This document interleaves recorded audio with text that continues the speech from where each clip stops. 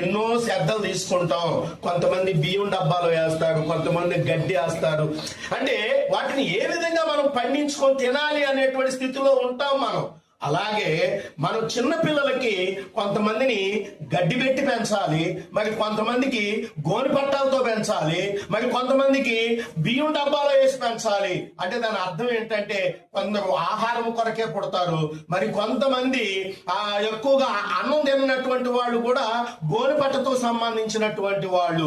గడ్డి అని అంటే పశువులాగా ఏది పడితే అది మేసేవాళ్ళు. ఇది దాని అర్థం. ఆ పిల్లల యొక్క విధానం అంతా కూడా మనకు అక్కడే తెలిసిపోద్ది. మనం ఎలా పెంచాలో కూడా మనకు దేవుడు మనకు నేర్పిస్తున్నాడు. దేవునికి స్తోత్రము కలుగును గాక.